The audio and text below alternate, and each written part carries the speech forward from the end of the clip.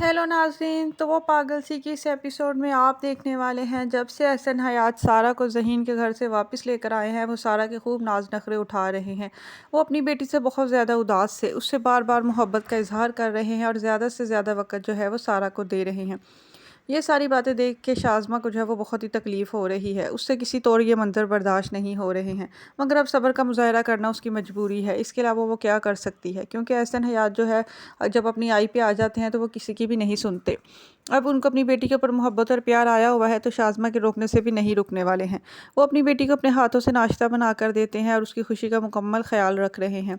वो सारा से पूछते हैं कि अगर वो चाहे तो अपनी यूनिवर्सिटी को ज्वाइन कर सकती है, जैसे उसका दिल करे वो रहे। अब वो अपनी बेटी के साथ जो है वो कोई भी किसी किस्म की बेइंसाफ़ी नहीं करेंगे और ना ही कोई ज़्यादती बर्दाश्त करेंगे। अपने बाप की इतनी मोहब्बत देख के सारा तो फिर से फूले नहीं समा रही है। वो बहुत खुश है कि अब उसके बाबा के दिल में जो है सारा का मुकाम जो है वापस आ गया है, मगर वो पहले की निस्बत अपने अंदर भी बहुत सारी तब्दीलियाँ लेकर आई है। वो अपनी बहन से बात करते हुए कहती है कि वो बाबा के सामने बिल्कुल भी किसी किस्म की बदतमीज़ी, ज़िद्दीपन और हठधर्मी का मुज़ाहरा नहीं करेगी, क्योंकि अब वो बाबा की जो नाराज़गी है वो अफोर्ड नहीं कर सकती। वो मुकम्मल तौर पर अब अपने बाबा की फरमाबरदार बनकर रहना चाहती हैं।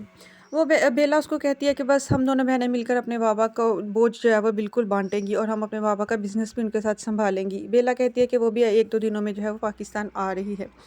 दूसरी तरफ जब से सारा ज़हीन के घर से आई है, ज़हीन को एक पल चैन नहीं आ रहा है। कमरे में हर तरफ बिखरी हुई सारा की यादें हैं और वो अकेला है। हर पल वो अलमारी में खोलता है जहाँ पे चंद सारा के जो कपड़े और दूसरा सामान मौजूद है, उनको बार बार देख रहा है और मुस्कुरा रहा है। उसको किसी पल सुकून और चैन नहीं आ रहा है कि कौन सा वक्त हो सारा उसकी ज़िंदगी में वापस आ जाए। वो सारा से सच्ची मोहब्बत करने लग गया है और उसका अब गुजारा सारा के बगैर बहुत ही मुश्किल है। मगर सारा है वो बिल्कुल भी उसकी तरफ पलट कर भी नहीं देखना चाहती है। यही यही बात जो है वो ज़हीन को अंदर अंदर खाई जाती है कि सारा उसकी मोहब्बत को क्यों कबूल नहीं कर रही है।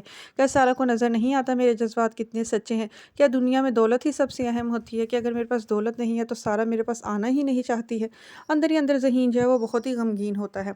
दूसरी तरफ दूसरी तरफ ज़हीन की भाभी और उसका भाई जो है उस चेक से बहुत ज़्यादा खुश है जो एहसन हयात अपनी बेटी को ले जाते वक्त इन लोगों को लाखों रुपए का देकर गया है। उसकी भाभी और भाई आपस में प्लान बनाते हैं, वो इस चेक को कैश करवा कर खूब ज़बरदस्त किस्म की शॉपिंग करेंगे और इसे अपने इस्तेमाल में लेकर आएंगे।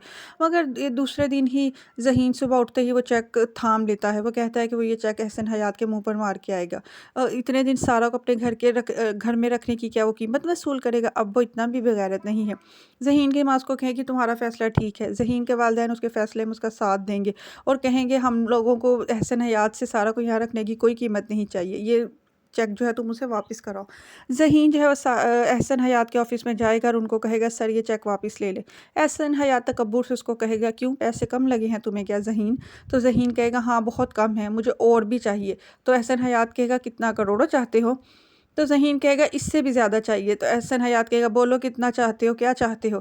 तो ज़हीन कहेगा मुझे सिर्फ़ सारा चाहिए, अपनी बीवी सारा वापस चाहिए। आप मुझे और सारा को एक दूसरे से जुदा क्यों कर रहे हैं? तो एहसन हयात कहेगा वो सारा का बाप है और जो फ़ैसला उसको सारा के लिए बेहतर लगेगा वो वही करेगा।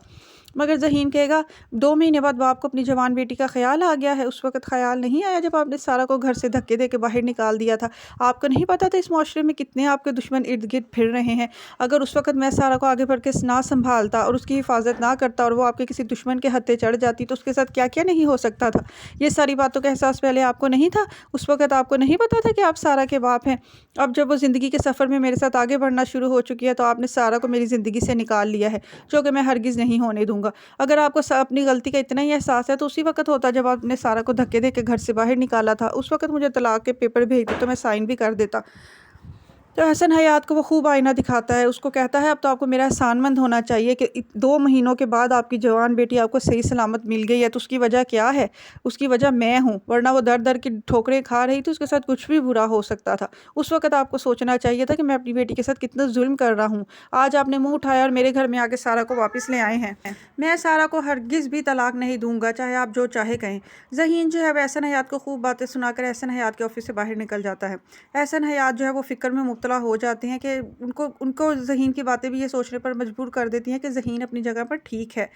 دوسری طرف وہ یہ بھی بات دیکھ چکے ہیں کہ سارا بھی ذہین کے ساتھ رہنا نہیں چاہتی ہے، وہ کوئی نہ کوئی سوچ سمجھ کر جو ہے وہ سارا اور ذہین کے لیے فیصلہ کریں گے، وہ فی الوقت یہی بات سوچتے ہیں۔